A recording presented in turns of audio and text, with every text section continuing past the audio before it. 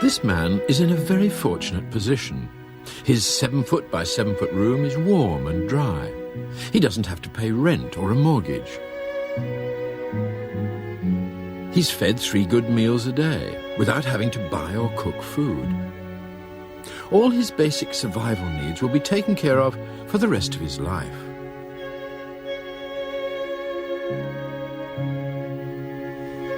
But this man is a prisoner, and prison is one of the worst punishments society can bestow. Why? Because the human animal is not satisfied with mere survival. Our greatest rewards are obtained when we go beyond survival.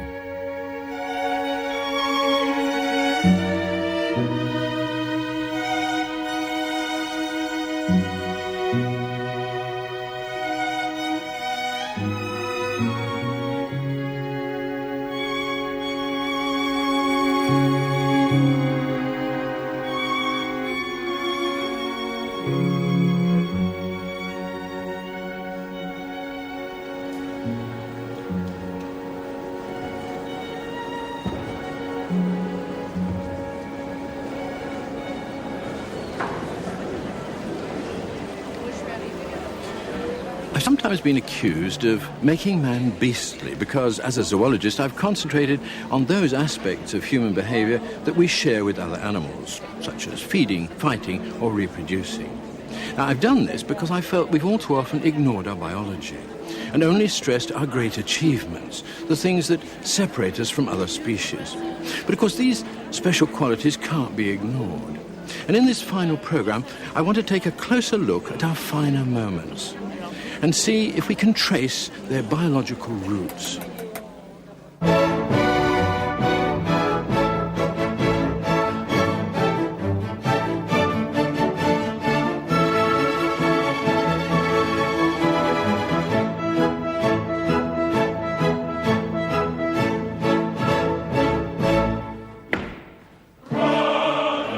How can we explain, in animal behavior terms, strange activities like these?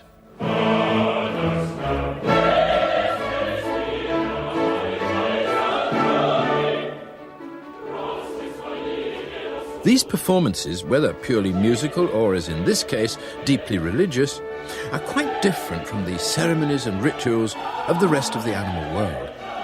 They're not territorial displays, threat displays, or courtship displays. So what are they?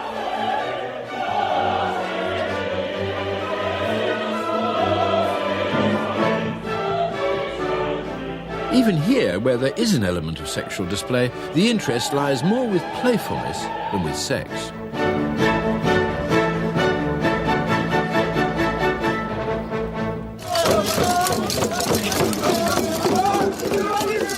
These strange human activities are found in every corner of the globe, wherever human beings have time to spare from their daily chores.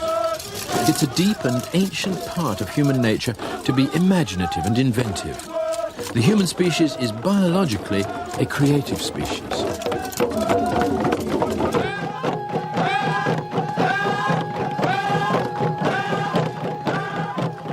Probably the oldest and most widespread way in which humans display their creativity is by decorating themselves. Nowhere is this more evident than among the tribespeople of Papua New Guinea. Using materials as varied as bird feathers, mud, correction fluid and sump oil, they create the most stunning display of body adornment found anywhere in the world. They themselves speak of the best displays as being glinting, shining or flaming. In other words, the opposite of dull and tepid. Their aim is for maximum uninhibited visual impact.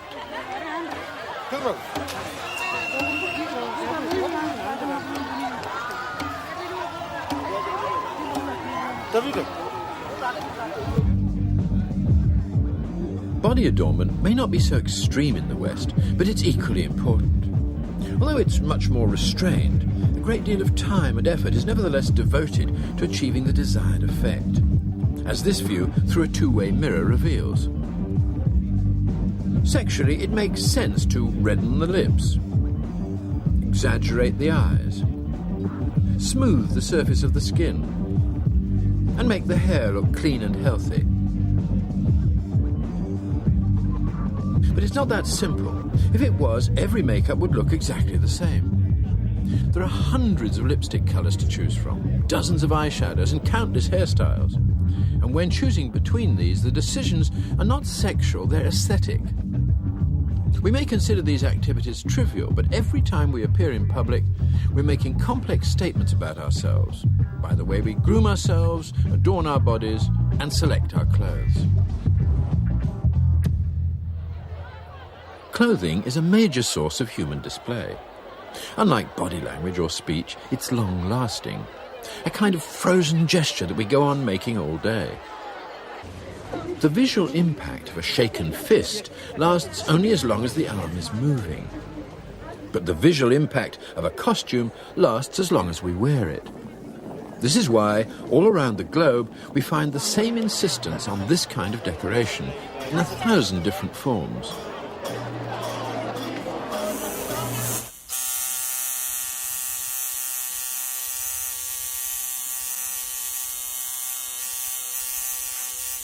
For certain individuals, an even more permanent form of body decoration is preferred.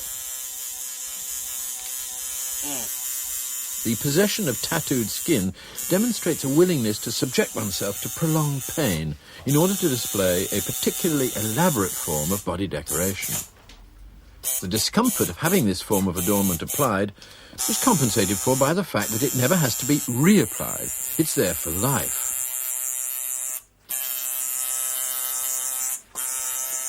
No one can ever steal this shirt off your back, and the laundry can never lose it.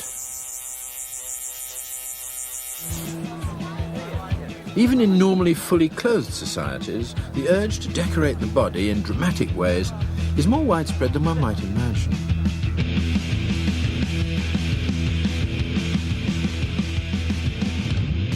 Because it displays the courage to suffer voluntary pain, and because for some it demonstrates intense, unchanging loyalty to the group, body mutilation has managed to survive even in modern Western societies.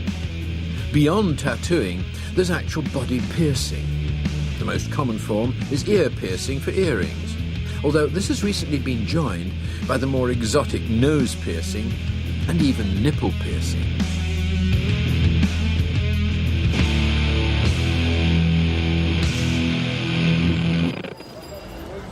Every time we go out on the town, we like to get dressed up. It makes us feel good. But why? Why do we go to so much trouble to decorate our bodies?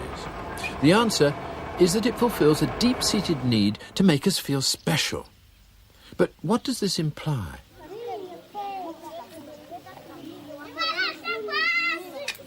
Here in Africa, the Ndebele people are renowned for their elaborately patterned homes.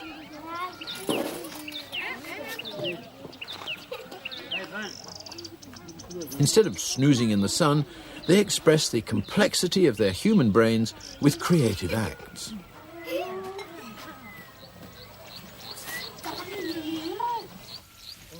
They spend hours painting and repainting their houses with meticulously executed abstract designs.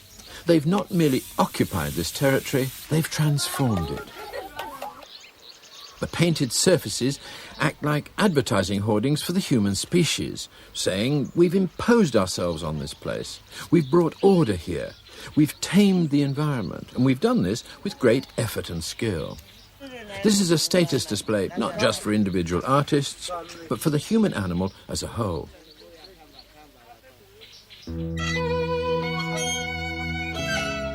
Occasionally, even in the modern city, there's a small rebellion against the dead hand of the city planners, and creativity forces its way back onto bleak urban surfaces.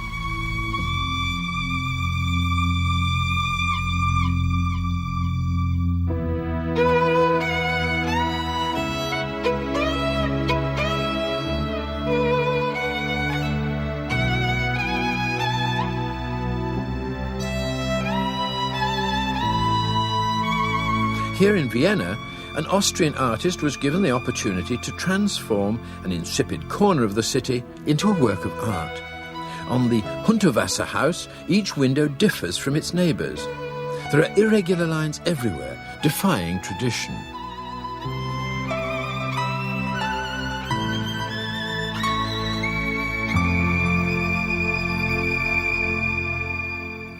So Hundertwasser is introducing natural curved lines into the artificial world of the city, whereas the Endobili are introducing geometry into their natural world. The key to their creativity in both cases is contrast with the environment. Wherever you look, native crafts reflect this rule, geometric shapes being more surprising and therefore more special when seen against a rugged background. In the same way, this gentle landscape with its soft natural lines, hanging on the wall of an austere, geometrically designed city boardroom, is made special by its deliberate irrelevance.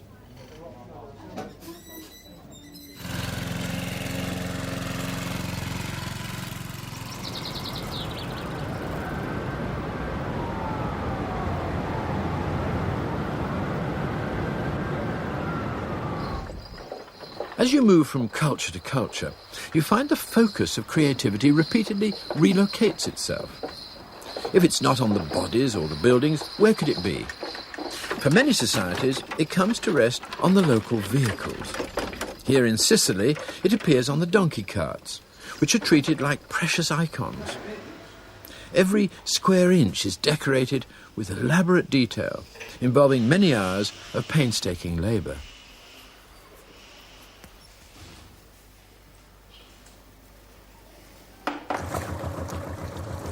On small islands with long fishing traditions, it's the fishing boats that become the local works of art.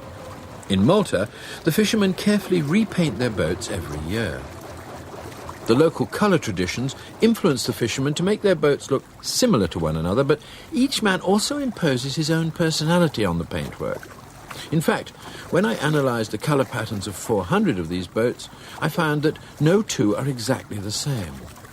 This principle of variations on a theme is one of the most fundamental properties of works of art.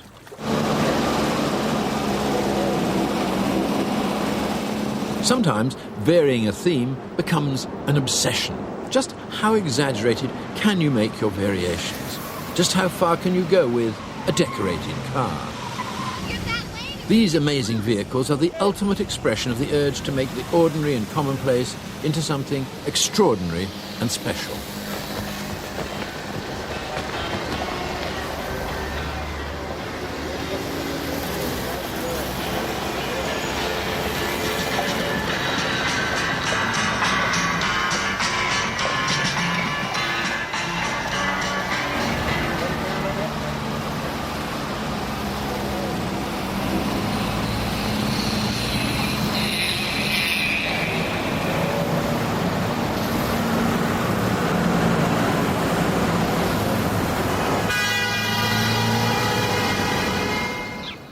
What about more reserved societies? Well, here in Britain, a vivid form of visual art does still exist, but it's found a new location. It's shifted to the gardens. Keen gardeners may not think of themselves as serious artists, but that's precisely what they are. The skillful design of their flower beds having as their main function aesthetic display. So although most of the time we may appear drab, there's usually a corner of each human life where we rebel and strike out with a colourful display. When a peacock displays, it's obeying what's been called the handicap principle. The huge tail is a grave disadvantage to the bird, making it cumbersome and conspicuous.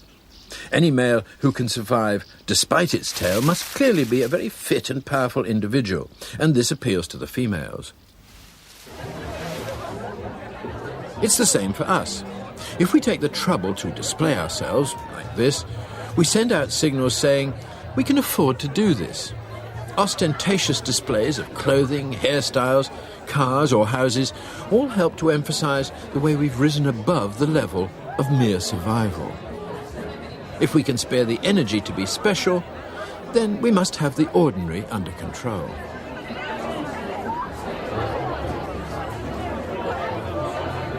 Well, you may think this doesn't apply to me. I like to keep life simple. I'm not interested in all this arty, fashionable nonsense.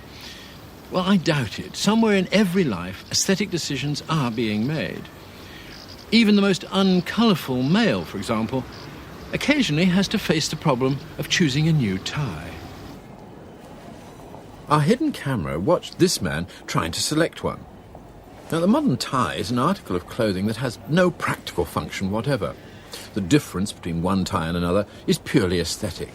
He may not have designed the ties himself, but he still has to choose one. And in that act of choosing, just for a moment, he becomes an artist. In our high-speed world today, we often let other people make the designs for us and limit our own impact to the matter of selecting from a ready-made range. In a more primitive culture, if primitive is the right word, we'd be making the designs ourselves. But today we're often driven to being artists by proxy. Mass production may blunt our aesthetic choices, but it certainly doesn't eliminate them. It's the same when we choose a car. We know all about their technical qualities, but we're still strongly influenced by tiny differences in appearance, in body shape, colour and style, in the aesthetics of car design. And our sensitivity to these differences often leads to interminable dithering.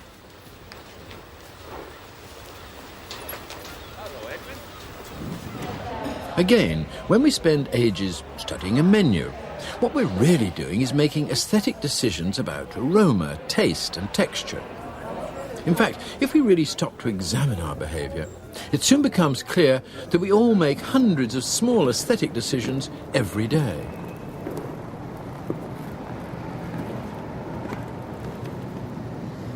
And the faces of people as they make these decisions show intense concentration. It would seem that we've all inherited a deep-seated urge to look for more in the world around us than just simple, practical things. This compulsion is so universal, it must surely be part of our basic biology. And if it's so strong, it's reasonable to suppose that it's also very ancient. But just how ancient? Long before human beings walked the earth, there existed a small ape-man species, Australopithecus. Often referred to as the missing link between ourselves and other primates. They lived here. This cave in the Transvaal in southern Africa was home to these prehumans a very long time ago. And it was here that a remarkable discovery was made. Inside the cave was found the oldest art object in the world. It's called the Makapan Pebble. And it's made of a stone that is only found 3 miles north of here. So the ape men had to carry it all that distance back here to their home in the cave. So for them it was obviously a treasured possession. Now this is it. And at first sight it's not very impressive. But to see why they were excited by it, I only have to turn it around and then a face appears. And what's really remarkable is that this wasn't happening a few hundred years ago or a few thousand years ago, but 3 million years ago. Moving north to the Middle East, to the much-disputed Golan Heights, a startling discovery was made only a few months ago that has rewritten the history of art. For here was found the world's oldest man-made art object. The Makapan Pebble was a found art object, but the 300,000-year-old Golan Venus has clearly been shaped by human hand. A flint tool has been used to make an incised neck and arms. Although crudely fashioned, this tiny female figurine is 250,000 years older than its nearest rival.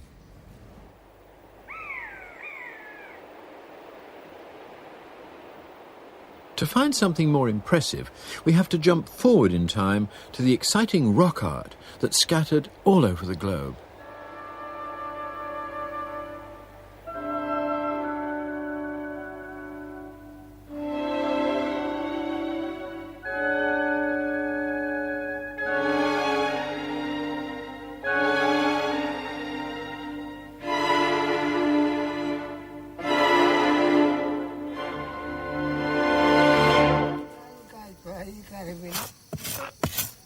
For nearly 50,000 years, native Australians have been creating symbolic images on the rocks. Each season they had to be repainted to renew their spirit powers, and so that the artists could share in that power. It was thought that this practice had died out, but the tradition still manages to survive, although it's not been filmed for many years. So as far as we can tell, the phenomenon that we today call art has always been part of human existence, as universal as eating, sleeping or talking. Even our ancient ancestors, who lived the most primitive lives by our standards, spent valuable time creating magnificent pictures. The fact is that creativity has always been an essential part of our makeup. But where did this ancient artistic impulse in human beings spring from originally? Are we the only animal species with creative urges? This strange sculpture is built not by a human artist, but by a bird, the Vogelkop gardener bird.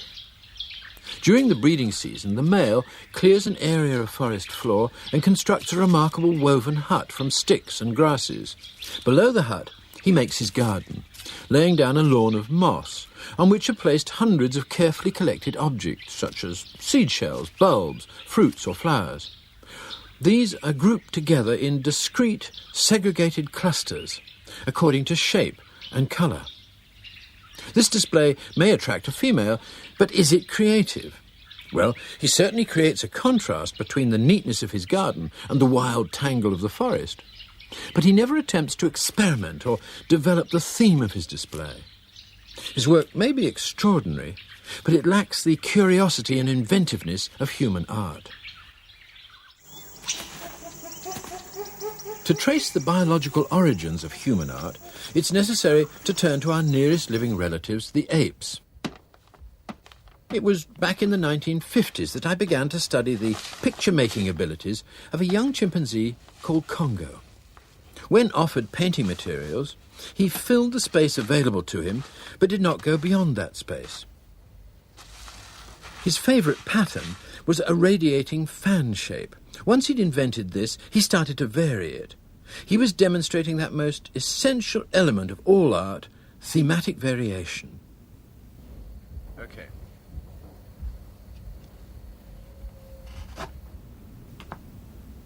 If a small square was placed in the middle of the paper, instead of spreading his lines out, Congo concentrated them in that region. And this wasn't a one-off accident. It happened time and time again. Even more remarkable, if the central square was placed over to one side, Congo balanced it with heavier markings on the opposite side of the paper. And if a square was placed at the top of the paper, it was balanced with markings at the bottom. So the chimpanzee has the beginnings of an aesthetic sense, and it's easy to see from this the primate origins of the art that we observe unfolding in our own human children. All over the world, regardless of their background, all children enjoy making the same kinds of scribbles. At this stage, there are few differences between the art of chimp and child. The scribbles are visually controlled, but they're completely abstract. But then order is brought to this chaos. A clean circle is distilled from the jumble of squiggles. It's crisscrossed in various ways, and eventually grows a ring of small radiating lines. Now something magical happens. A face emerges. There's a sudden flash of recognition, something like the moment when our ape-man ancestors first saw that face on the Macapan pebble. Faces quickly become people. They develop arms, legs and bodies, and more details are added. A huge threshold has been passed, one that no chimpanzee has yet managed. Pictorial representation has been achieved. A whole new world of experimentation opens up. Human creativity is unleashed. It's amazing that even at this stage, the images are still universal. Cultural differences and local traditions have yet to make their impact. The figures being created come from inside the child's imagination, with hardly any outside influences. It's as though our whole species is programmed to pass through this stage of unfolding imagery, just as we're all programmed to start developing speech at about the same time. It's tempting to say that the urge to do these things is part of our ancient biology, rather than our recent culture. The sequence is always the same. Early lines and scribbles become looping circles, and gradually these circles are refined and distilled into just one. Then the circle is marked. It's crossed with lines until they're sprouting out like the rays of the sun. Small circles and lines are added inside the big circle and become organised into features. The face then grows arms, legs and a body, and the human figure is born. As the young artists grow older, they devote their energies to creating more and more lifelike drawings. They no longer have the thrill of using their imaginations or of playfully taking a line for a walk. In contrast with their earlier efforts, when painting was its own reward, when it was a voyage of visual discovery, they're now burdened with an arduous new task, that of copying an object from real life. Art no longer invents, it imitates. As young adults, we're trained to make our copies of nature more and more accurate. And we're only rewarded if we can succeed with this new skill. Most people give up art altogether at this stage because the childlike joy has gone out of it. Art's become the slave of historical record.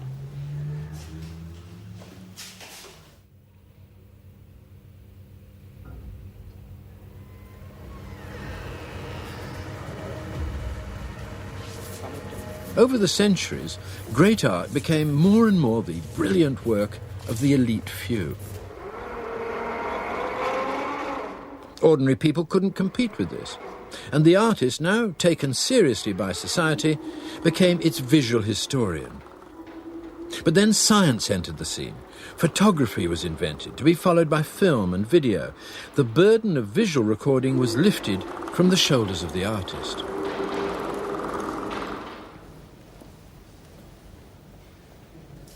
As a result, 20th century art has gradually thrown off its representational chains and little by little has returned to the joyous visual explorations of the small child. But it's done this with an adult maturity and sophistication. In place of skillful but slavish copying, there's once again unhindered creativity. For some, steeped in earlier traditions, this has been a bewildering change of direction. But it's merely art returning to its imaginative, playful roots. And sometimes this playfulness takes an unexpected turn. Thanks, you guys. Thanks, you too. Appreciate it. No, that's hard work. Checks in the mail. Straight into the side room. Looks good. And thank you, people. Yeah, appreciate it. Almost all mammals are playful when they're young, but their playfulness fades as they grow older. If they're well fed, adult lions, for example, never play. Instead, they sleep for 16 hours every day.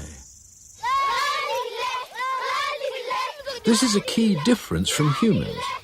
Human children are just as playful as lion cubs, but their playfulness does not fade.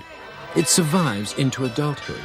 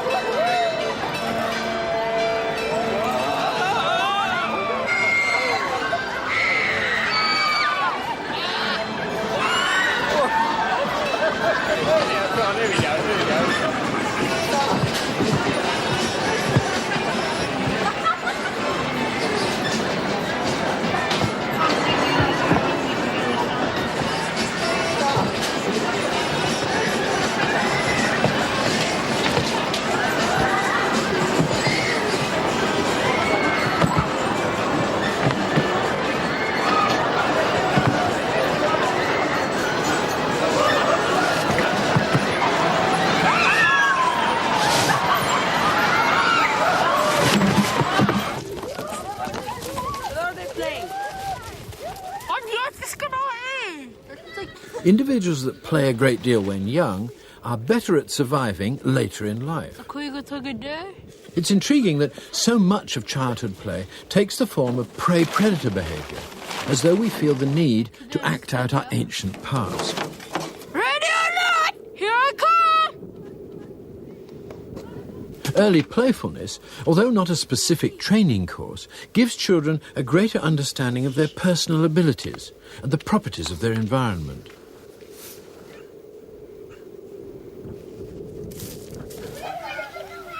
For the human child, a narrow, inactive life can be a disaster.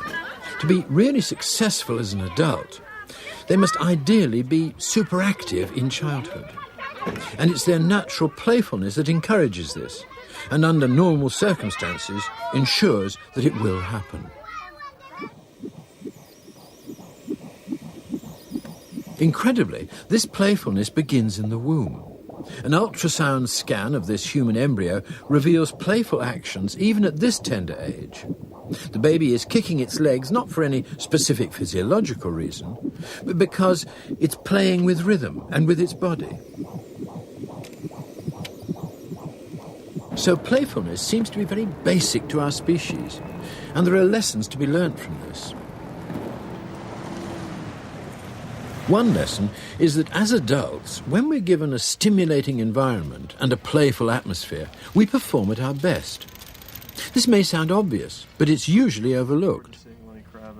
The management at this Los Angeles advertising agency has, however, taken a drastic step and acted on this idea. Hey, there's an idea. Their young executives are surrounded by cuddly toys and games of all kinds.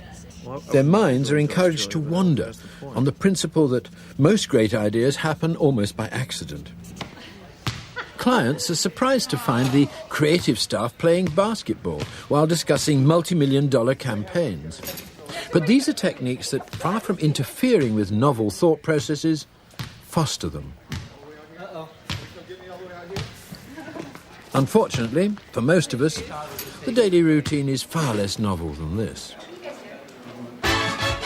We compensate by allowing ourselves an occasional orgy of playfulness, special occasions when we dress up and become unashamedly childlike again.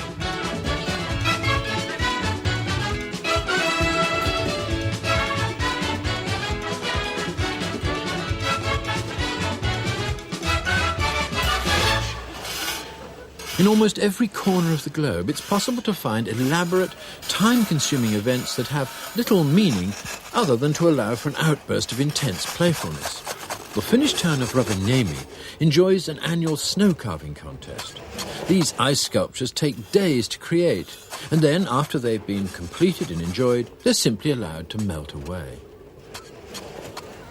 Each environment dictates its own brand of adult playfulness.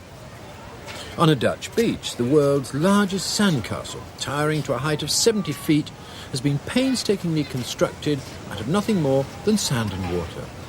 Here, adults have cheerfully stolen a typical children's seaside game and, by expending a great deal of effort and skill, have converted it into a kind of folk art.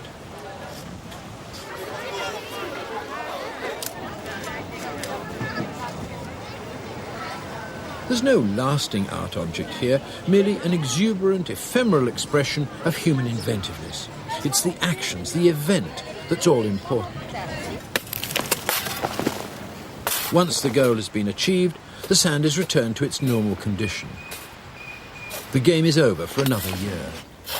It may seem a shame to destroy it, but the brevity of its appearance is part of its magic.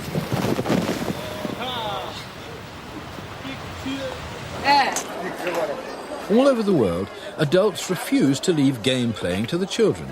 Sport becomes a serious activity, whether as a participant or as an observer. For millions of people, this has become the major form of play, watching rather than doing. This is playing by proxy. Come on! Oh. Albertini to his right. Oh, yes! Oh, he's hit the post. Hit the side. So that's in. Oh, no! It's got to be in the side. Yes! Yeah. But not laughing now, are you? Much of human playfulness is testing out potential, gaining experience in as many ways as possible. In other words, being prepared. This is important because we human beings are non-specialists. We're opportunists who have to take any small advantage that's going and must therefore make ourselves well aware of both our environment and our own abilities. We survive not by having one big trick, but by having lots of small tricks. For example, many other species are specialist feeders, relying on a single source of food. But during our evolution, we never knew where our next meal was coming from.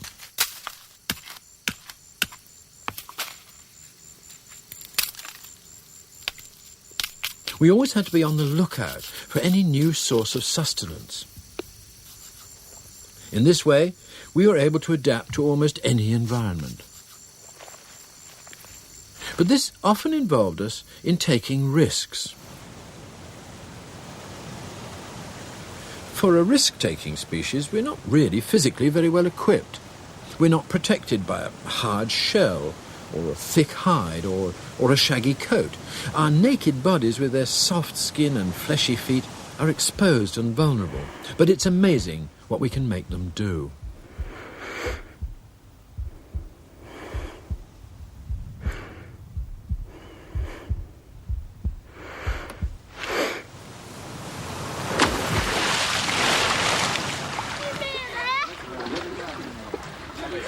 This little girl's dilemma sums up the human condition.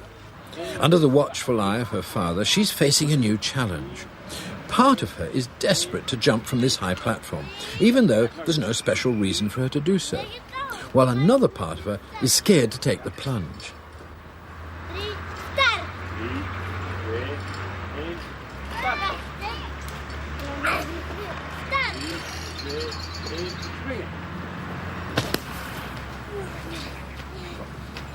This conflict is present in all of us throughout our lives. When to jump and when to play it safe. For these older children, the risks on this raft ride were a little too tame, so they deliberately create additional problems.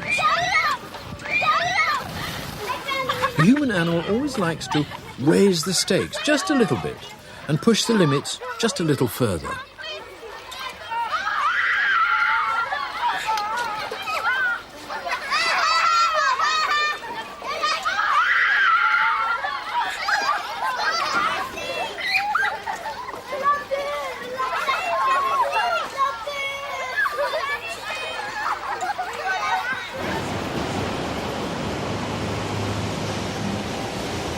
Acts of pure danger become the key to excitement for some people, like these train-riding sophistas in Brazil, who risk their lives just for the thrill of escaping death. Here one sees the playful face of human bravery and the urge to satisfy the human need to push experiences to the absolute limit. And you can't go much further than dodging high-voltage electric cables on top of a speeding train.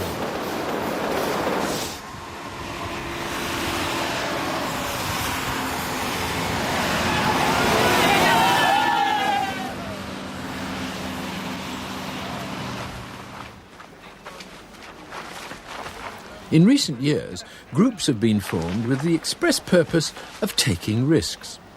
The members of these strange clubs spend a great deal of time and money trying to devise new ways of risking their lives.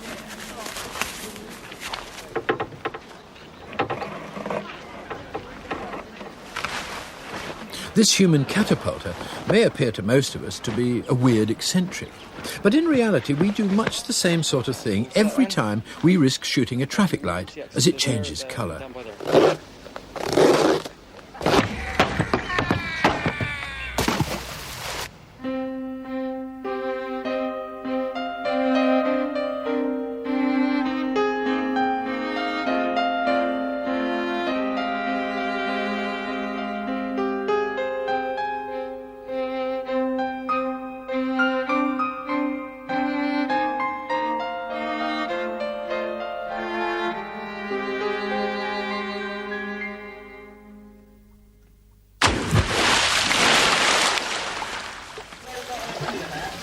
For those who fear taking physical risks, there are always alternatives available.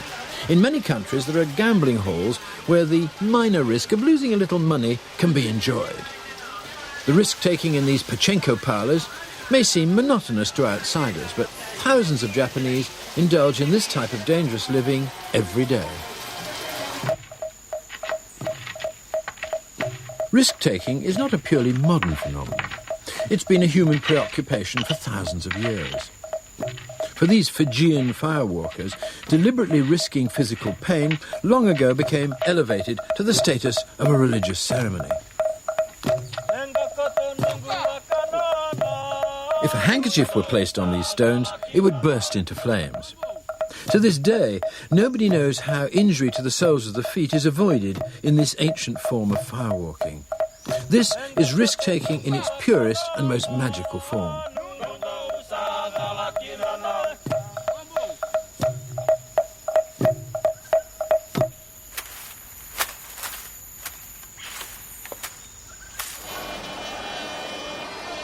The human species has always enjoyed playing with fire, but never perhaps quite so literally as this.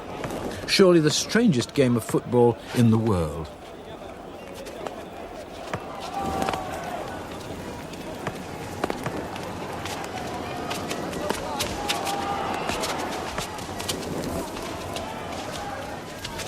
There's little risk of handball here, unless of course you happen to be the unfortunate goalkeeper.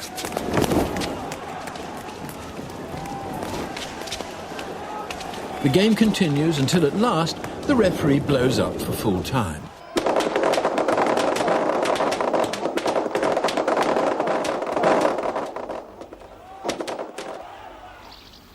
One of the most important properties of play is that it contains an element of make-believe.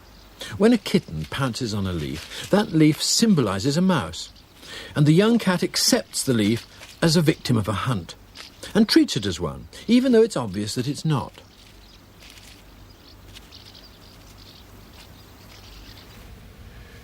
When he was asked why he'd written the words, "This is not a pipe," underneath this particular image, René Magritte replied, "Well, you can't stuff tobacco into this pipe, so it isn't really a pipe at all." The point he was making is that the image is not the thing that it represents. We're all capable of making this symbolic equation, of letting one thing stand for another, of reacting to something as though we really believe in it, whilst at the same time knowing that it's only make-believe.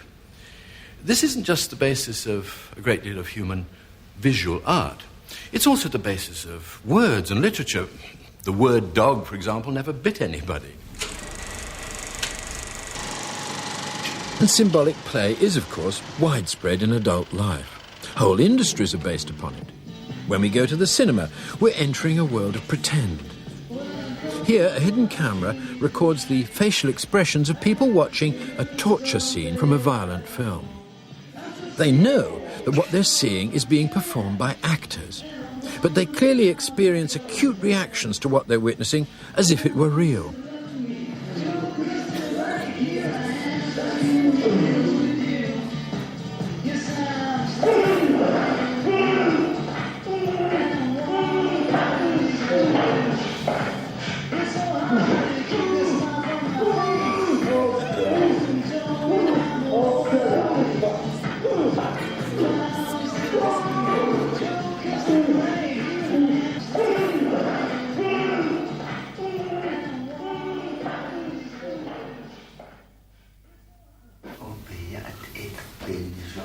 In the past, people have sometimes planned their whole future on the basis of symbols.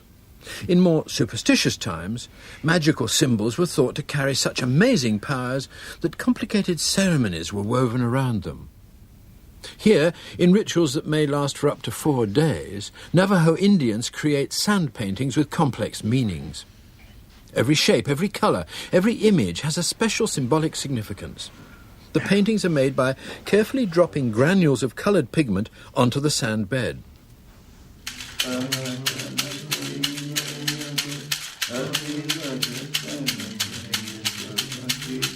Once they've been completed, the individual who is the focus of the ritual sits in the centre of the painting.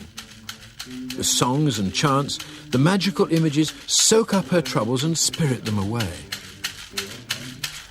It's tempting to say, but these are only sand pictures. How can anyone imagine that they have real influence? But then, how can anyone imagine that an actor in a film is really being tortured? Once we enter the world of symbolic thinking, we become suggestible to an amazing degree. Whole mythologies have been constructed on the foundation of just a few symbolic equations. Whether they're true or false is hardly relevant. Their importance is in the way they transport us onto new planes of experience and release us into the heady world of brain games and mind play. As soon as our basic needs are satisfied, as soon as we've gone beyond survival, we're off and running. The naked ape should really be rechristened the creative ape. At our best, we remain all our lives childlike adults, ready at the slightest excuse to indulge in mature play.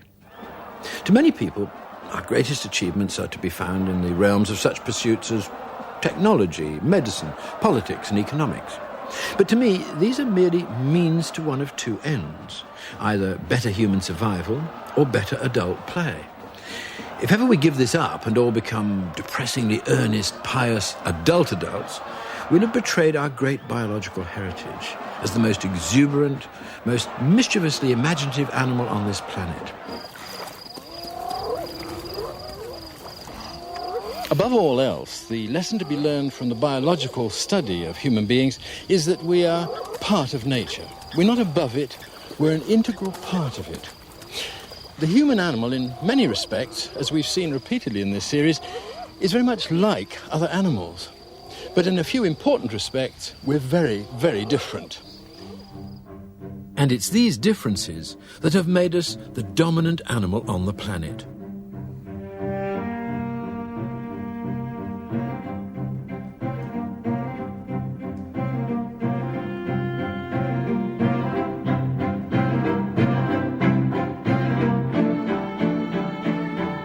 Of all the millions of species that have ever lived, we, the human animal, are by far the most extraordinary.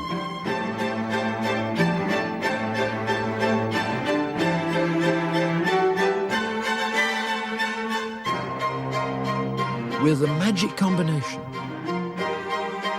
the threshold leaper, the risk taker,